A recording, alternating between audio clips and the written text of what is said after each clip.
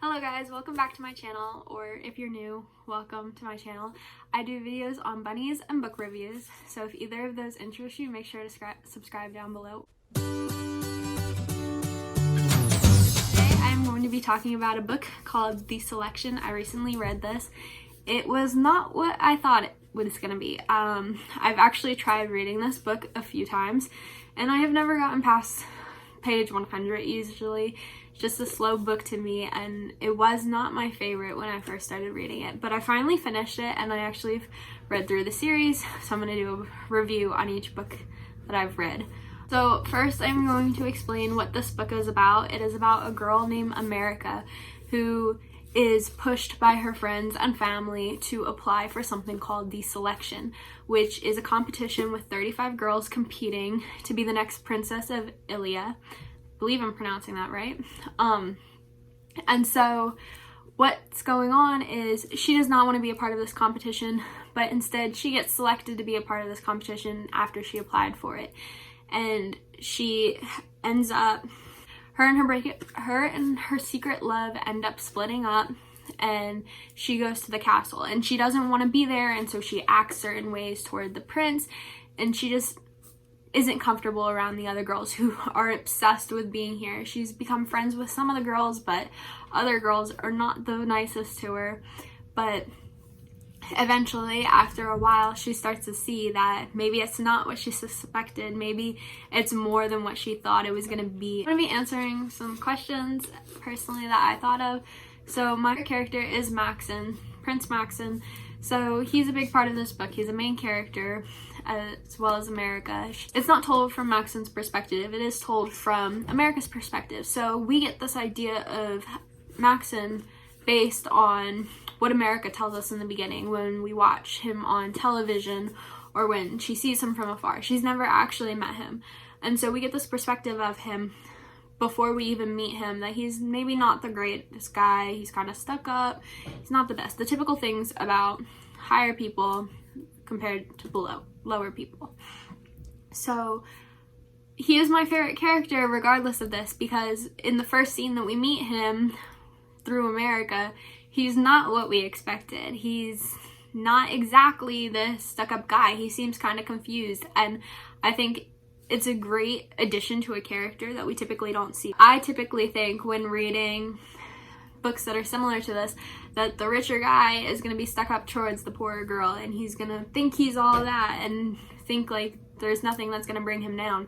But Maxon portrays a side that he doesn't know what's going on. He kind of has to do this because it's the only chance that he can find love. And America sees this when she talks to him. She sees that he doesn't really have any other option. This is his only option to find his one true love. And it's out of 35 girls, so who knows what's going to happen with that. And so it's a great character as far as the first introduction and so on. And I think you have to really be open. Like, it kind of taught me that I have to really be open with some of these characters that I see. Like, can't automatically think something about one character just because of another character's perspective, because you don't know what's going on behind closed doors with that character. And so I just thought he's a great character to bring out some of these ideas that we don't typically see in books like this. I honestly was not very excited when I first started reading this book. Like I said, could never really get past the first 100 pages. It was kind of slow to me. It's kind of like the typical book where the girl goes to the castle and like has to compete for a guy that she doesn't love, and she has this guy back home, and like it just didn't have anything that motivated me to read.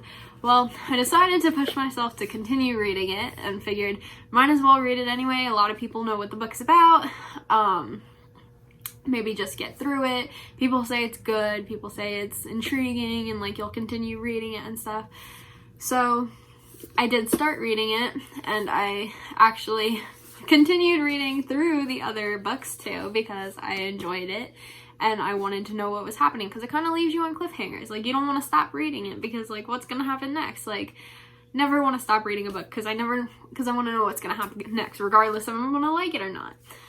And I think maybe some of my reasoning for not wanting to read it and like not being a big fan of it is the way like women's rights were kind of set back regardless of it being in the future, like especially up in the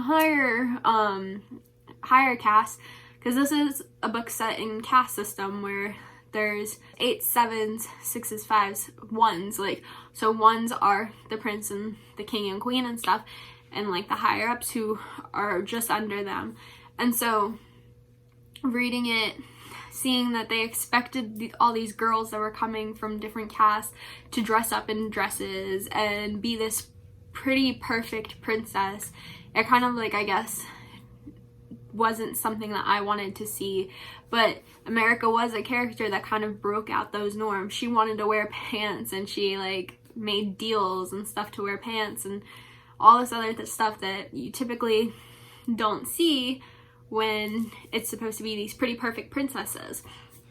So I think that's another reason why I wanted to continue reading afterwards, because I saw that maybe I'm not going to get this image of the girls have to be this way, especially with America as the main character, because she's going to push out of those norms.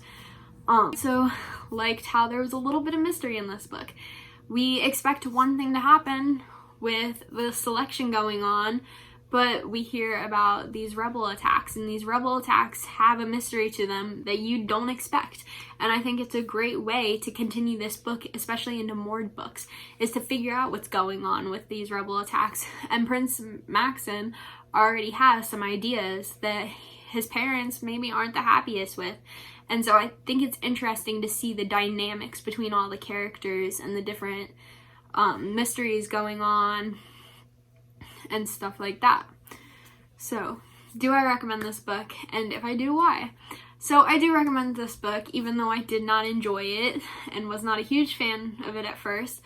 I definitely think that if you are going to read it and you typically aren't a big fan of slower books, but you want to kind of get an idea of what everybody else is talking about when they talk about these selection, you definitely have to get past the first 100 pages to be able to actually get into it. That's when it starts like rolling. It starts catching up with all the drama and the mystery, and that's when you start seeing these things that some people typically enjoy. So I do recommend, if you are going to read it but you begin to get really bored by it while you're reading it, make sure you try to push yourself. Just get past the first 100 pages, and I promise you it will get better if you like some of this mystery and romance and drama that is in this book. Everyone's ideas about books are different, so this is my opinion personally, but I hope you enjoyed this video, and please comment down below if you've read it and what you thought of it, or if you plan to read it, and come back to the video and let me know what you think of it. So thank you for watching. Please like, comment, and subscribe, and I'll see you next time. Bye.